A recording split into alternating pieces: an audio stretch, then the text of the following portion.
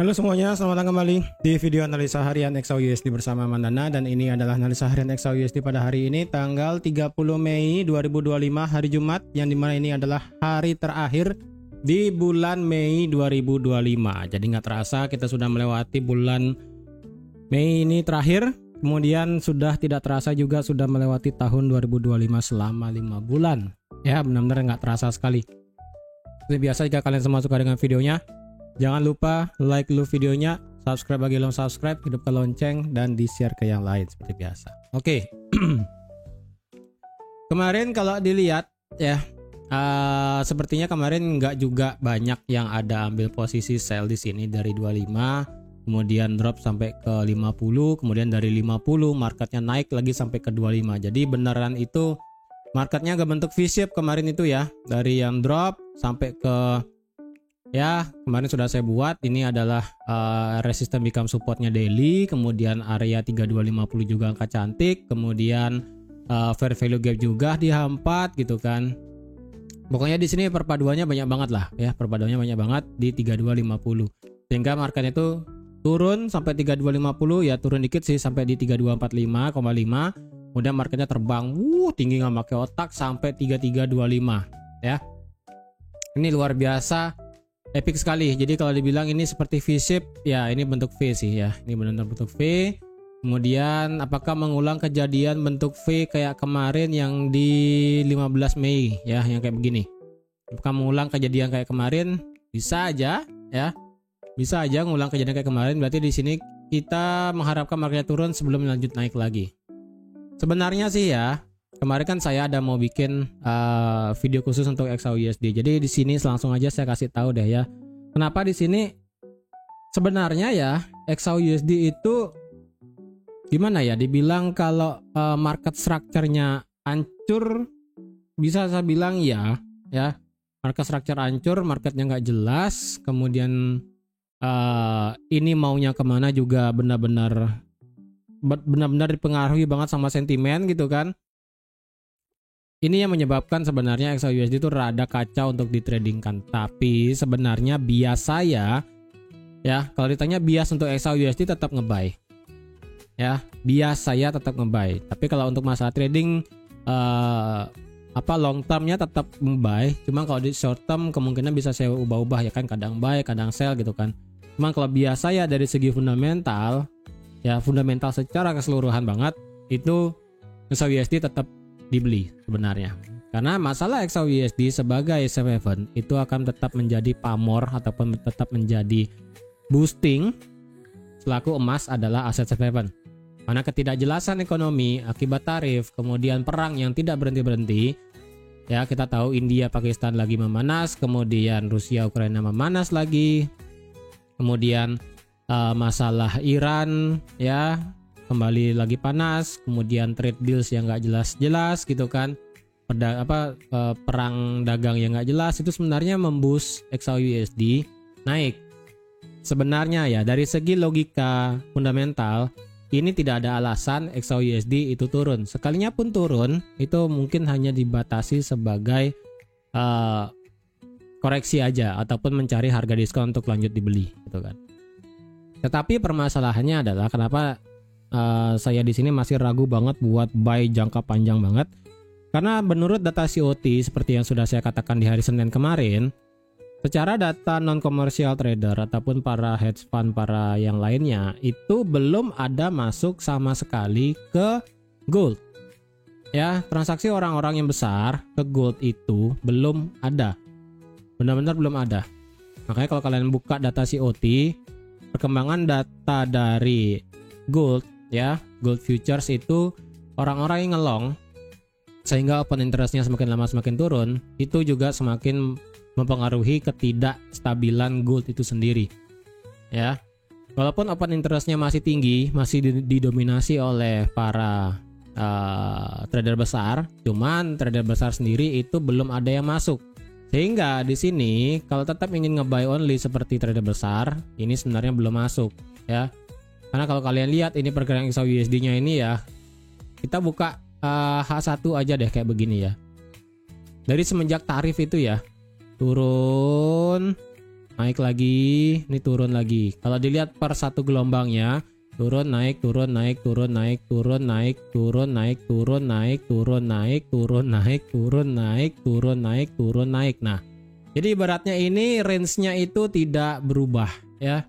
Besar sekali range-nya. Makanya kalau yang saya katakan sih sebenarnya ini sedikit was-was XAUUSD ya dari segi fundamental sebenarnya. Fundamental tetap dibeli, cuman dari sentimennya kenapa trader besar, para ya pokoknya para non komersial gitu kan, para retail kita yang lain lah ya, kita ininya para komersial dan juga para non komersial itu para hedge fund dan sebagainya, kenapa tidak ada yang long untuk posisi XAU? Lebih tepatnya kenapa nggak ada yang mau nge-buy gold futures? Bahkan indeks pun tidak ada banyak juga ingin ngelong. Ibaratnya semua hedge fund ya, di sini saya bocorin sedikit. Bisa saya katakan semua hedge fund itu ataupun para trader besar itu minggir dari semua aset, baik itu kripto, karena kalau kalian kripto semenjak OTM 110 sekarang turun lagi ya kan. Kemudian gold, kemudian indeks, kemudian currency itu sendiri ya. Untuk sekarang karena ketidakjelasan tarif dari Trump, semua hedge fund itu sedang sideline ataupun tidak pegang posisi panjang. Karena sejatinya jika memang XAUUSD itu ingin dibeli oleh para hedge fund, pasti itu harganya pasti murah.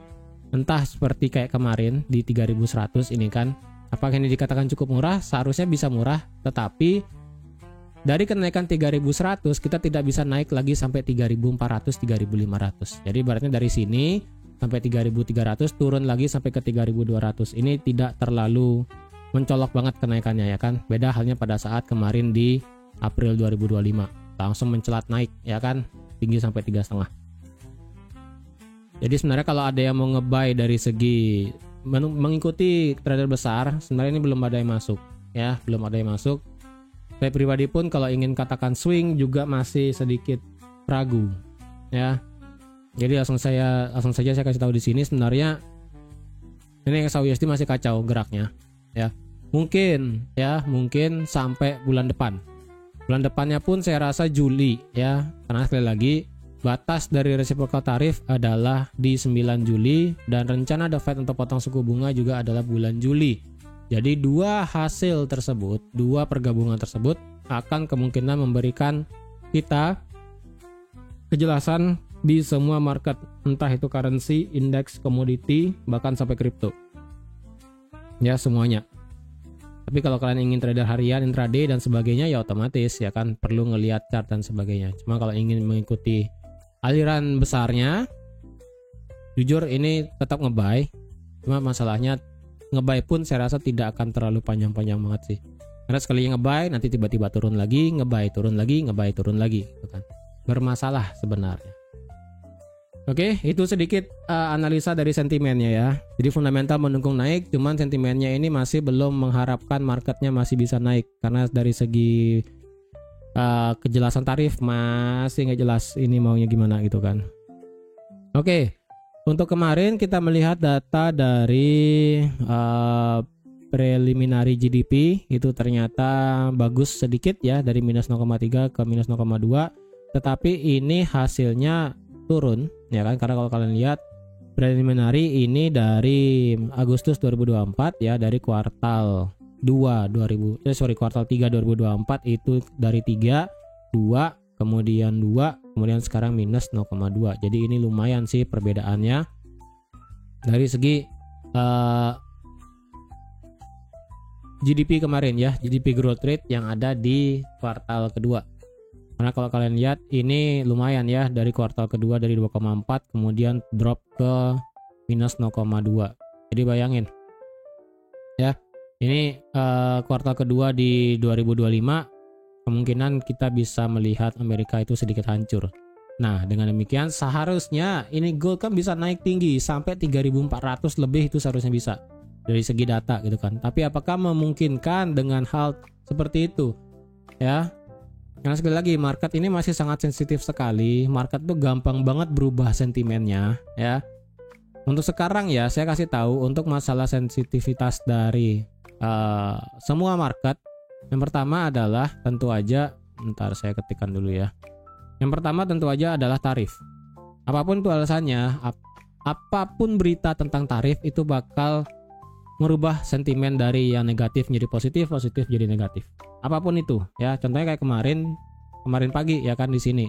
Dropnya XAUSD dari 3286 sampai 3245. Dropnya ini disebabkan karena berita kemarin adalah pengadilan di Amerika itu memberikan keputusan bahwa Trump itu tidak bisa menggunakan kewenangannya untuk memberikan tarif secara global atau menggunakan law of force atau apa gitu ya, yang di tahun 1977 kalau nggak salah, sorry kalau saya salah. Pokoknya hasil keputusannya itu. Nah, dengan hasil keputusan tersebut sebenarnya pengadilan tersebut sudah memberikan angin segar sedikit bahwa berarti Trump tidak bisa memberikan kuasa untuk tarif seenak jidatnya gitu kan ya terhadap seluruh perekonomian global. Kemudian Trump itu sebenarnya kalau boleh saya kasih tahu ya, tujuan dia untuk memasang tarif secara global memang secara patriotik. Itu kita bisa melihat bahwa Trump itu adalah orang yang sangat patriotik banget ya kan, sangat mementingkan negaranya gitu kan. Cuman apakah beliau memang seperti itu? Menurut saya sih beliau patriotik bagus, cuman di sini patriotiknya lebih ke masalah adalah beliau ingin menunjukkan siapa bos untuk masalah ekonomi di bumi saat ini. Ya, makanya kita tahu kalau bahasanya Amerika itu kan negara superpower, negara adidaya, negara besar gitu kan. Semua kalau termasuk mata uang itu kan, walaupun sebenarnya USD itu tidak sebesar kayak pound sterling ya kan, tetap mata uang paling besar itu kan pound sterling. Pound sterling, Eropa, euro, baru pound lagi apa? USD gitu kan. Cuman kita tahu bahwa bahasa kayak Amerika adalah superpower, negara adidaya, negara yang besar gitu kan. Negara dengan kontingen banyak gitu kan, dengan pergabungan banyak negara, wilayah bagian gitu maksudnya. Itu yang membuat sebenarnya Trump itu ingin menunjukkan kuasanya sebagai seorang presiden. Saya ini adalah presiden besar negara Amerika. Saya adalah presiden yang sangat besar. Saya punya kuasa. Saya ingin negara kalian itu tunduk dengan apa yang saya katakan. Nah, itulah yang menyebabkan sebenarnya sikap patriotiknya itu yang berlebihan sebenarnya sih menurut saya ya. Cara patriotismenya itu bagus, cuman yang berlebihan seperti itu yang nggak bagus sebenarnya ya. Jadi otomatis apapun yang beliau Trump katakan tentang tarif ataupun pihak lain tentang tarif, mau itu Besen, mau itu Lutnick, Menteri Keuangan, Menteri Luar Negeri, apapun itu, tarif itu bakal menjadi hal yang sangat entah ditakutkan atau enggak gitu kan ya. Kemudian yang kedua adalah dari segi The Fed itu sendiri.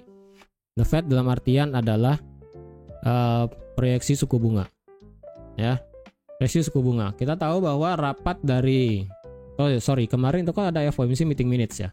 Kemarin FOMC meeting minutes mengatakan bahwa untuk saat ini semua member dari FOMC itu masih meragukan bahwa apa yang sudah mereka buat dot plan kemarin di kuartal pertama 2025 itu kemungkinan tidak akan sesuai di tahun 2025 ini. Jadi kemungkinannya adalah nanti berarti Januari, Februari, Maret, April, Mei, Juni ya, kemungkinan bulan depan sih ya. Coba saya lihat bulan apa selanjutnya ada, seharusnya guideline-nya itu next meeting-nya ya. Bentar, next meeting sih seharusnya bulan Juni tanggal 19, bentar. Juni tanggal 19 di sini economy projection ya, benar ya. Berarti di bulan depan economy projection di sini kemungkinan ada revisi ya, revisi yang kemungkinan revisi tersebut akan memberikan dampak yang signifikan. Karena hasil FOMC meeting minutes kemarin bahwa semua member ya masih sekali lagi tidak pasti ini suku bunga mau dibawa kemana ya, apakah mau dipertahankan sebesar 4,5% atau tetap sesuai dot plan pemotongan suku bunga sebanyak 2 kali tahun 2025 atau bagaimana? Karena masalah tarif ini masih belum jelas ya. Kalau semisalnya tarifnya sudah jelas, The Fed itu bakal enak. Karena sekali lagi kebijakan moneter ya, itu hanya akan bisa terjadi jika kebijakan fiskalnya benar. Ya, jika kebijakan fiskalnya aja masih belum jelas, gimana sikap dari bank sentral itu bisa memberikan suatu petunjuk gitu kan. Ibaratnya ini kan kita tahu presidennya masih belum jelas ya kan. Karena masih belum jelas. Kebijakan fiskalnya masih belum jelas. Ini pemerintah maunya bagaimana? Tarifnya kalau kasih tarif sekalian sebesar ini clear gitu loh. Jadi kebijakan moneter yang akan diberikan oleh The Fed akan sekaligus memikirkan jangka panjang. Itu loh. Di sini mungkin saya katakan cukup banyak ya untuk video kali ini. Ya itu ya, makanya kalau sudah kebijakan fiskalnya aja belum jelas, bagaimana mau memberikan kebijakan moneter yang bagus. Oleh karena itu ya, seharusnya jika dengan demikian seperti ini, XAUUSD itu diuntungkan sekali sebenarnya. Makanya sikap saya itu secara fundamental masih bullish bias ya, biasa masih bullish sekali. Cuman kalau tarif tiba-tiba deal kayak kemarin Cina gitu kan, itu bisa dibanting lagi XAU-nya. Kemudian kayak kemarin Trump itu tidak punya kuasa dari segi pengadilan, dibanting lagi. Kemudian tiba-tiba kemarin kita tahu bahwa Trump memberikan delay sampai 9 Juli ke Eropa. Itu baru ke Eropa. Terus yang kemarin yang paling baru adalah masalah tarif. India itu katanya bakal ada mencapai kesepakatan perdagangan. Ya, India dengan Amerika itu paling dekat. Kemudian selanjutnya adalah untuk di bulan depan atau enggak akhir minggu ini kalau nggak salah Jepang katanya dari segi delegasinya bakal ada ketemu dengan Bison lagi untuk masalah perundingan kedua masalah tarifnya. Jadi itu ya, jadi ini benar-benar masih masih abu-abu sekali mau kemana ini ya. Oleh karena itu trader besar kayak tadi saya katakan di awal, hedge fund dan sebagainya itu mereka masih menyingkir. Mereka nggak mau masuk ke market sampai tarif itu jelas. Ya, negara besar kayak Cina itu apakah sudah deal? Saya rasa masih belum ya kan, karena mereka sepakat 90 hari untuk mendelay gitu kan. Eropa reciprocal tarif. Kemudian Inggris apakah deal? Sebenarnya sih nggak ada statement jelas ya, tetap dikenakan tarif 10%, cuman dealnya itu nggak ada. India masih progres, kemudian Jepang juga masih, karena sekali lagi untuk masalah tarif di sini The Fed Trump itu pasti menginginkan negara-negara besar untuk ibarat kata adalah tunduk ke dia. Negara besarnya itu adalah Cina. Sebenarnya sih Cina sih nggak mungkin tunduk ya kan. Ya ibaratnya kayak mereka itu adalah ya Cina kalau bisa tunduk sih hebat sih Amerika. Tapi saya rasa nggak sih ya. Cina itu anggap kita skip. Kemudian Jepang ya, di wilayah Asia itu sebenarnya adalah Cina, Jepang dan Korea Selatan. Itu. Kemudian di wilayah di wilayah tengah itu adalah India. Kemudian di bagian barat itu adalah Eropa dan Inggris. Ya, walaupun sebenarnya Eropa dan Inggris itu bukan merupakan negara yang gede banget, luas wilayah juga nggak gede, cuman tapi kan dari segi ekonomi dan dampak dari negaranya itu juga mempengaruhi ke perekonomian dunia gitu kan. Jadi harap diingat ya dengan negara-negara tersebut. Jadi ada Cina di wilayah Asia ya, Cina, Jepang, Korea Selatan. Cuma masalahnya Korea Selatan sekali lagi ini belum ada presiden, ya kan? Masalah kemarin. Kemudian di wilayah tengah ini adalah India, karena selaku negara yang paling besar, ya kan? Kemudian di wilayah barat adalah Eropa dan Inggris. Kemungkinan sih Swiss juga kemungkinan bakal ikut ya. Swiss dan juga Swiss atau enggak Kanada sih ya. Antara Swiss atau Kanada itu juga bakal menjadi target selanjutnya untuk Trump sih. Tapi sementara yang paling dekat adalah Trump ini ingin ke Asia dulu ya. Cina sudah deal, nggak deal juga sih ya. Kemudian nanti nextnya adalah Jepang. Kemudian bagian tengah adalah India. Korea nunggu presiden. Kemudian Eropa kita sudah tahu. Kemudian Inggris masih belum jelas ya. Sisa dua itu doang berarti Jepang dan India. Korea Selatan nunggu presiden. Udah itu aja sih. Jadi kalau masih belum jelas ini ya udah berat. Sehingga saya katakan lagi ya, ini kalau tarifnya masih nggak jelas, yang dimana saya katakan target reciprocal tarif adalah sampai di 9 Juli. Ya, apakah sampai 9 Juli marketnya awur-awuran lagi? Menurut saya iya. Ya, jadi kalau misalnya kalian merasa tradingnya berat belakangan ini, ya wajar aja sih. Ya, kalau kalian merasa tradingnya berat akhir-akhir ini, dalam artian kalian buy kena SL, sell kena SL, awalnya benar, kemudian marketnya berbalik arah, kemudian bagaimana dan sebagainya, kacau lah ibaratnya. Saya maklumi banget ya, karena dari segi ya tarif ini semenjak dari April sampai sekarang ini masih belum jelas. Ya, itu saya katakan di sini langsung aja di akhir Mei supaya kalian nggak ada nanya lagi nih kenapa marketnya tiba-tiba nggak jelas korelasi kemana gitu kan. Itu ya. Oke, sekarang kita penutupan otomatis adalah di bulan Mei. Otomatis penutupan di bulan Mei kalau kita lihat ya, kita sebenarnya sudah memasuki fase 1:1 dari masalah rally base rally. Kalau kita lihat ketika harga break di atas 2000 ya.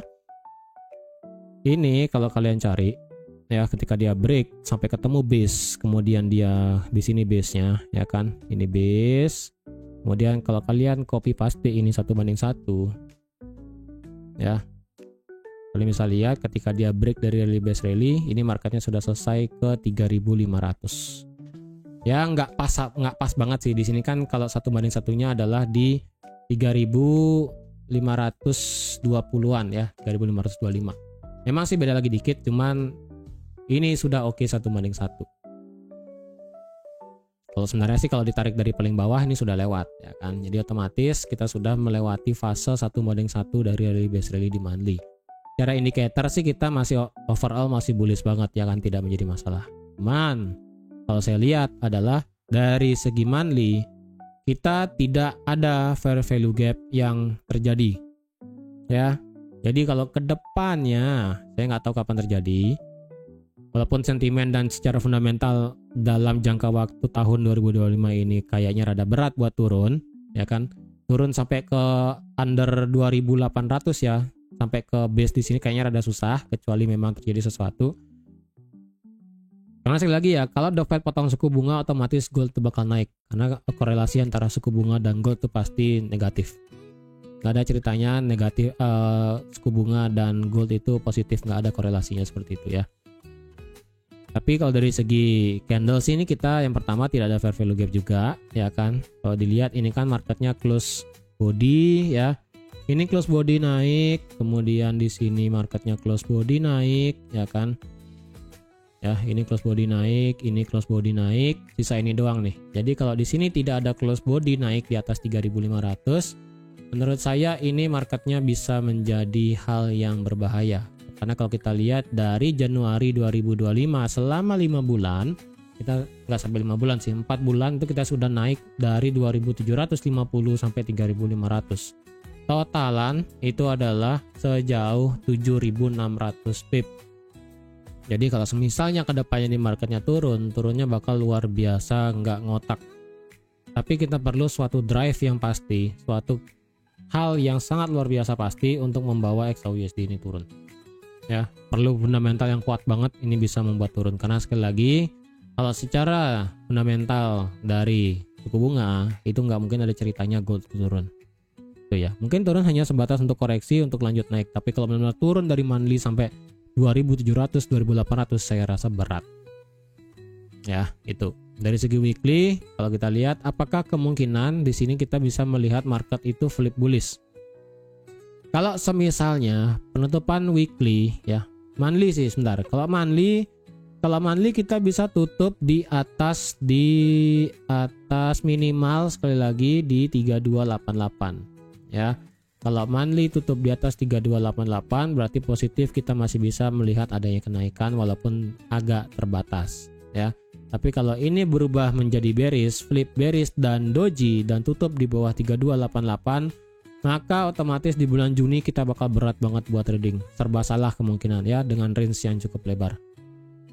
Jadi kalau di atas 3288 atau nggak lebih bagus di atas 3300 secara monthly nanti malam, kita masih bisa mengharapkan untuk ngebuy naik sampai ya let's say sampai 3400 atau nggak sampai nutup gap yang sisa gitu kan di atas. Bisa. Tapi kalau misalnya marketnya malah turun, doji, kemudian 3270 close-nya gitu kan, itu rada berat banget sih. Kalau ini mau benar-benar bearish penutupan di monthly, market monthly harus tutup di bawah 3250. Memang itu kelihatannya jauh banget ya kan. Kita cuma punya waktu lagi 19 jam. Kalau dilihat ke bawah ini turunnya adalah 656 pip. Kalau misalnya ini tutup di bawah 3250 secara monthly, oke, bulan Juni kemungkinan kita bisa melihat penurunan. Ya. Ini cukup berbahaya sih. Memang tidak bisa berpatokan hanya satu candle monthly doang sih. Tapi yang penting kita perlu lihat monthly itu close candle-nya di mana. Jadi bias kita nanti di bulan Juni itu bisa kelihatan. Ya. Jadi minimal 3288 atau enggak 3300 close-nya untuk bisa melihat kenaikan lagi. Tapi kalau malah di bawah 3300, di bawah 3288 tapi tidak di bawah 3250, itu bakal susah. Ya, pure susah sekali. Kemudian dari segi weekly. Secara weekly indikatornya sekarang kalau dilihat ini masih flat sekali. Indikator stokastiknya di sini masih di bawah zona overbought dan secara RSI juga masih di bawah overbought, jadi sedikit bermasalah. Jadi untuk sekarang untuk dari segi weekly, jika benar-benar ini marketnya mau bullish dan jika dibarengi dengan penutupan dari segi monthly yaitu di atas 3288 dan di atas 3300,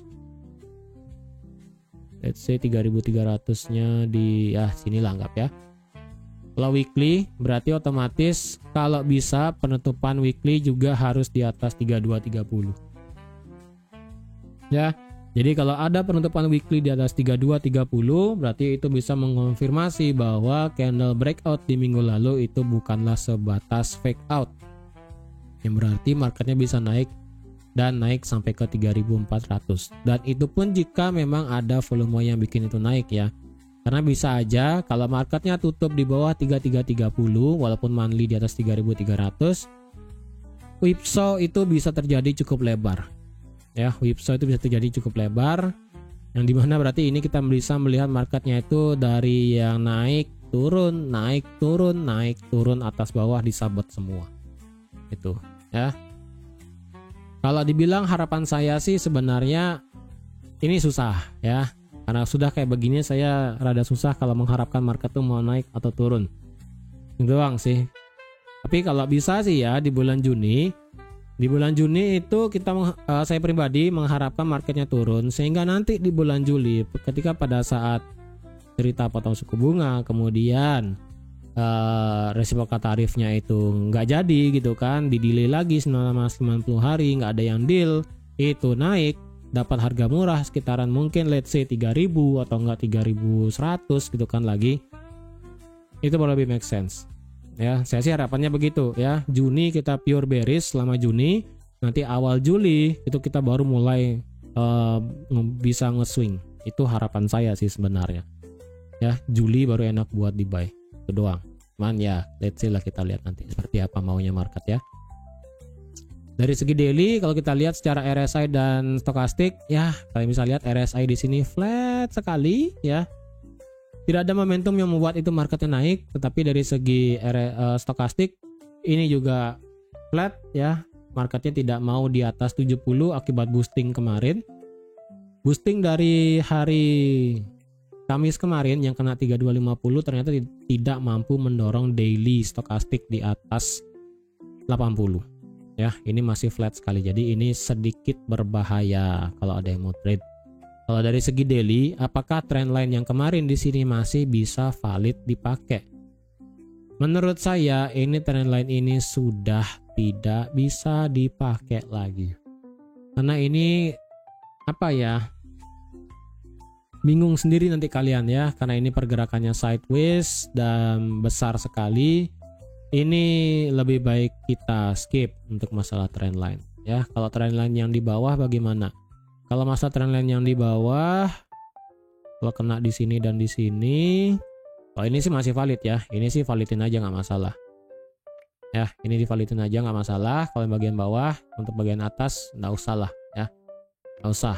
Kalau dari segi daily, apakah ini termasuk bullish engulfing? Secara teori ya bullish engulfing, cuma penutupan candlenya tidak di atas 3325. Jadi ini pure marketnya itu tidak jelas mau arahnya ke mana ya.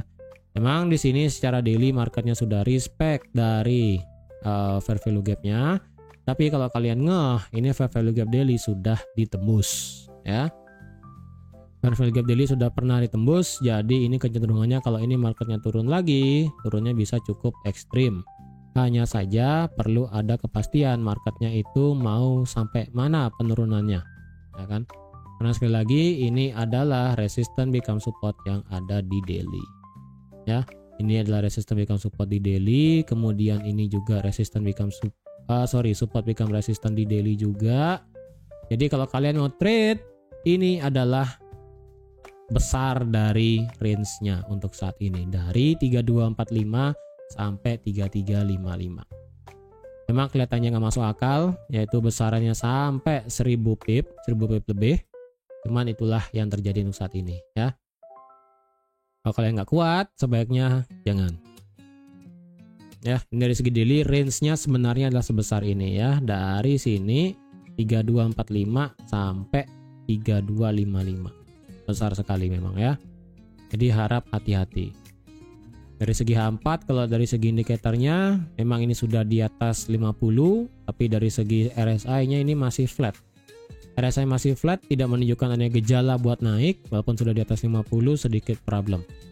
Walaupun secara stokastik ini sudah benar-benar lebar jaraknya, ya, jaraknya lebar, kemudian di atas 50, karena sekali lagi kalau sekalinya masuk zona overbought kayak kemarin, ya, di ketika break 3250, marketnya langsung terbang naik. Nah, kalau ini masih di tengah-tengah, ini masih sedikit was-was.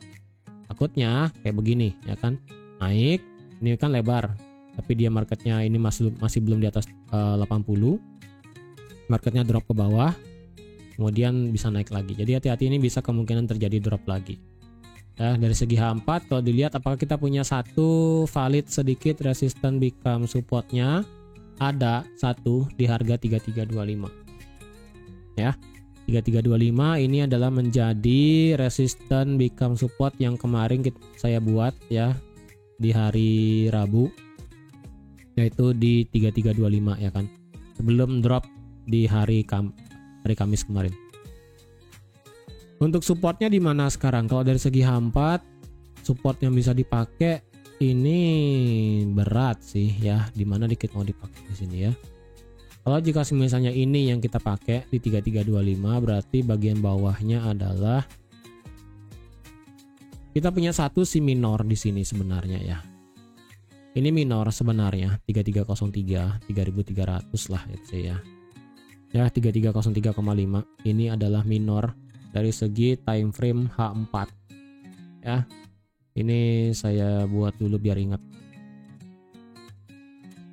Sorry, ini adalah H4, kemudian ini juga H4, ya. Ini H4 dan H4 di atas 3328, ya, ada di 3345 sih di sini. Ini juga H4.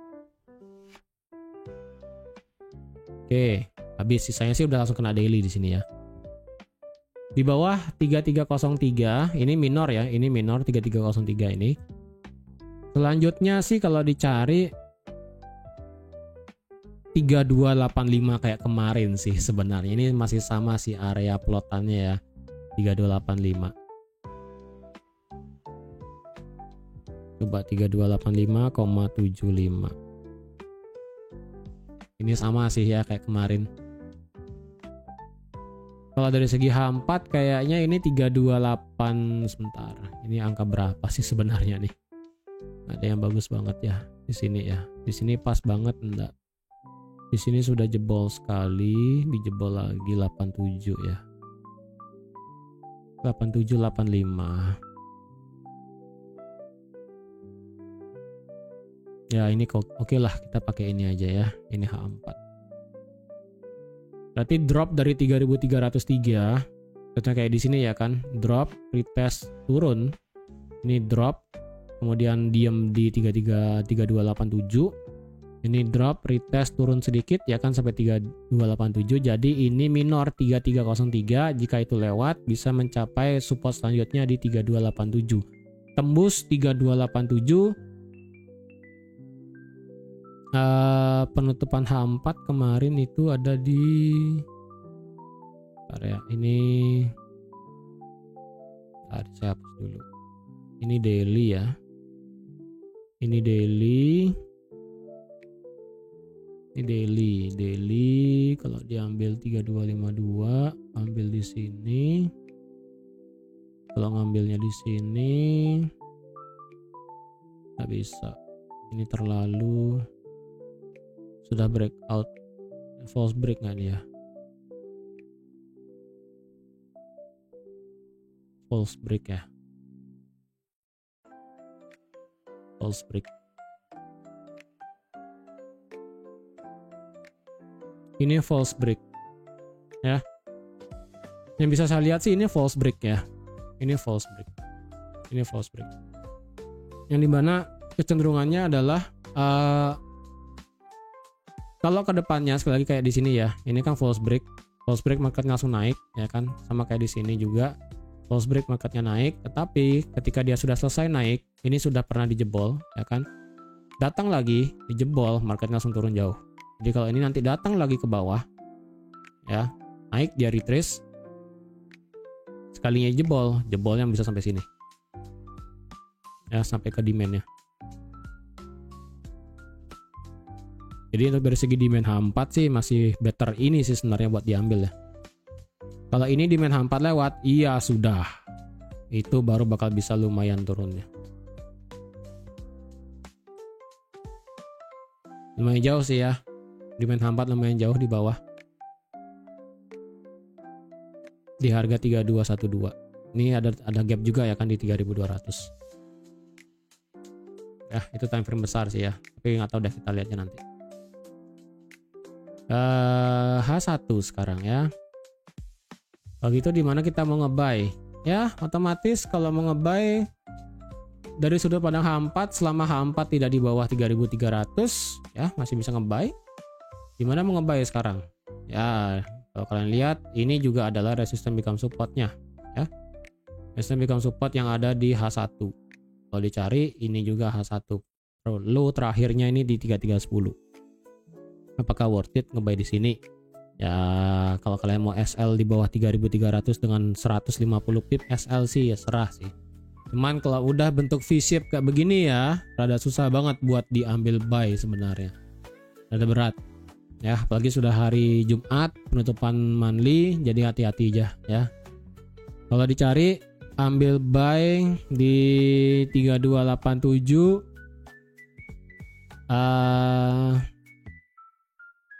oke lah ya, 3287 saya rasa masih oke karena di sini juga ada resistance become support yang belum dites juga ya kan.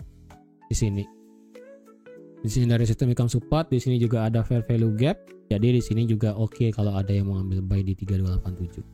Kalau nge-sell bagaimana? Nge-sell menurut saya sih di bawah 3300 aja sih, sama kayak kemarin ya.